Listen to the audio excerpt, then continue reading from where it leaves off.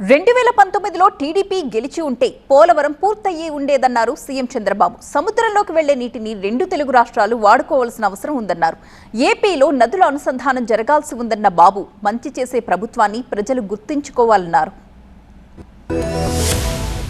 సాగునీటి విషయంలో సీమలో పేటెంట్ ఏదైనా ఉందంటే అది ఎన్డీఏది, తెలుగుదేశం పార్టీది. తెలుగు గంగ ఎవరు తమ్ముళ్ళు ప్రారంభించిందని మిమ్మల్ని అడుగుతున్నా. పోతిరెడ్డి పాడు ప్రారంభించింది ఎప్పుడని మిమ్మల్ని అడుగుతున్నా. గాలేరు నగరు ఎవరు ప్రారంభించారని మిమ్మల్ని అడుగుతున్నా. హంద్రి నీవా ఎప్పుడు వచ్చిందని మిమ్మల్ని అడుగుతున్నా. గండికోట మొదలుకొని అన్ని ప్రాజెక్టులు కడాకు సిద్ధాపురం వరకు నేనే ప్రారంభించా. నేనే సరాసరిన 2000 టీఎంసీ నీళ్లు సముద్రం లేకపోతున్నాయి. 200 టీఎంసీ నీళ్లు ఇటు ఆంధ్రప్రదేశ్ వాడుకోగలిగి అవసరమైతే 100-200 టీఎంసీ నీళ్లు తెలంగాణ వాడుకుంటే 2 రాష్ట్రాలు సుభిష్టం అవుతాయని చెప్పి కూడా నేను మీకు తెలియజేస్తున్నా.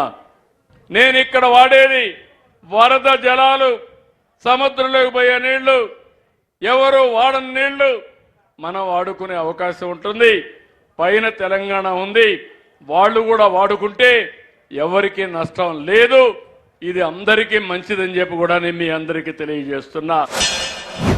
పెన్నా, వంశధార ఇలాంటి నదులన్నీ ఉన్నాయి.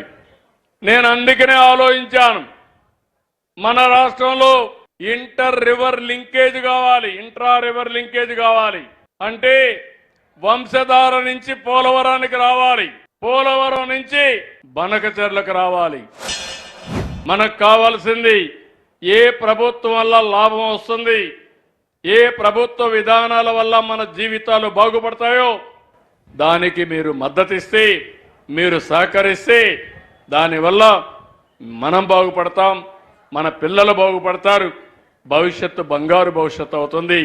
ఇది ఆలోచించమని మరొక్కసారి కోరుకుంటూ